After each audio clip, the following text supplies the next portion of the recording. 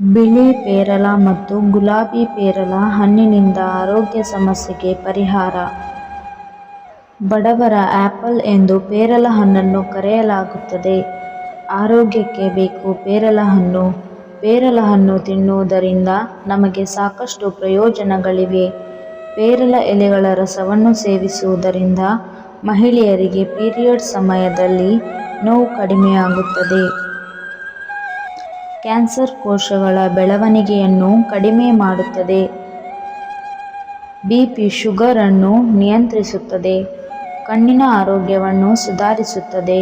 ತೂಕವನ್ನು ಕಡಿಮೆ ಮಾಡುತ್ತದೆ.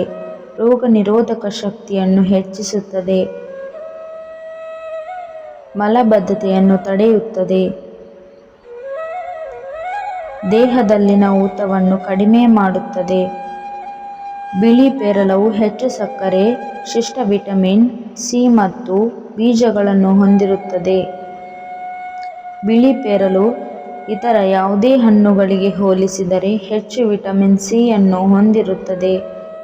ಗುಲಾಬಿ ಪೇರಲ ಹೆಚ್ಚು ನೀರಿನ ಅಂಶ ಹೊಂದಿದ್ದು ಕಡಿಮೆ ಸಕ್ಕರೆ, ಕಡಿಮೆ ಶಿಷ್ಟ, ಕಡಿಮೆ ಬೀಜಗಳನ್ನು ಅಥವಾ ಬೀಜರಹಿತವಾಗಿರುತ್ತದೆ. ಗುಲಾಬಿ ಪೇರಲ ಜ್ಯೂಸ್ ತಯಾರಿಸಲು ಉತ್ತಮವಾಗಿದೆ. ಇದು ಸ್ಟ್ರಾಬೆರಿ ಮತ್ತು ಪೇರಳೆ ಮಿಶ್ರಣದಂತೆ ರುಚಿಯಾಗಿರುತ್ತದೆ.